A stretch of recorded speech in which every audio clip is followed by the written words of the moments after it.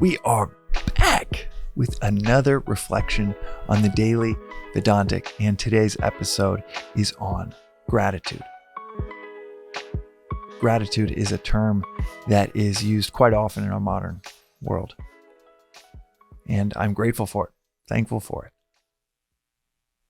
As we've noted in this podcast before, and it's in the first episode of Yoga for Your Intellect, another podcast dedicated to Vedanta it's more of a conversational podcast that I have with my teacher, Joseph.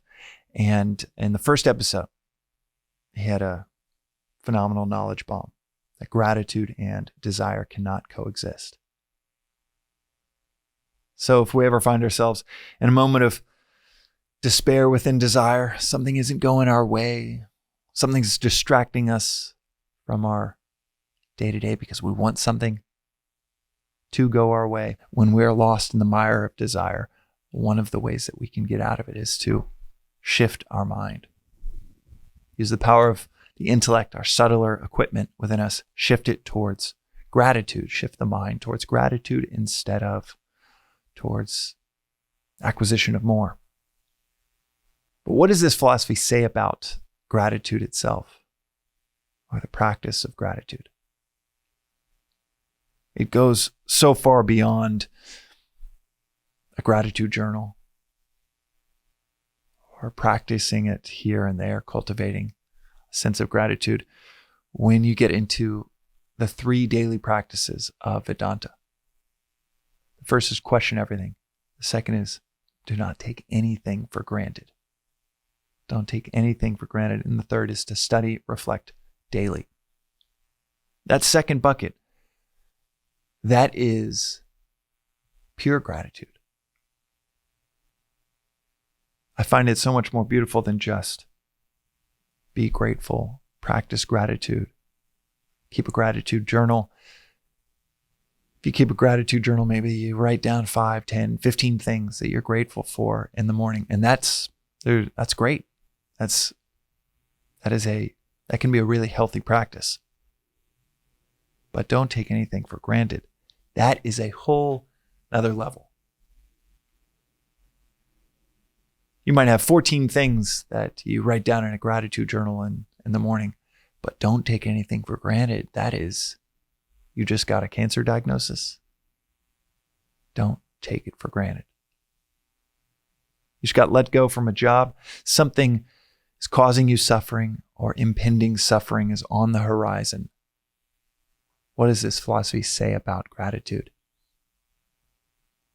It says to cultivate a totality of gratefulness for everything in your life. Suffering leads to salvation. Suffering can be one of the greatest teachers that we could ever ask for. It often is. You can probably think about experiences in your life when you didn't get what you wanted and you got what you wanted. You just didn't know. You had no idea what it was that you actually wanted. This isn't a platitude of see the silver lining. It's actually appreciate the cloud. Don't take anything for granted is cultivate an awareness of how not only is there value in something that isn't going the way you want,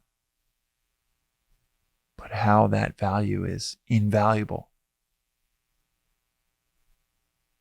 to reorienting you, your life, providing value to those around you because you're going through it or went through it. So what does this philosophy say about gratitude? Practice it in totality, which is not easy. It's a lot more journaling than a list of 14 things to cultivate a gratitude for something that could feel, or when you first heard the news, could have felt like catastrophe. But push that journaling a little bit further to see, okay, how could this be a positive? Not just what are the silver linings, but how could this vary the heart, the center of this, be an invaluable positive? And you see that work out a few times in your life. And becomes almost intuition. Something doesn't happen the way that you want. Something happens that would have been the last thing you would have designed, and you have an immediate awareness for, maybe this is extremely valuable. Maybe there is something to be grateful within this. Vedanta is not a philosophy that says practice gratitude. It is a philosophy that says practice a totality in gratitude. That's today's reflection on the Daily Vedantic. We'll see you next time.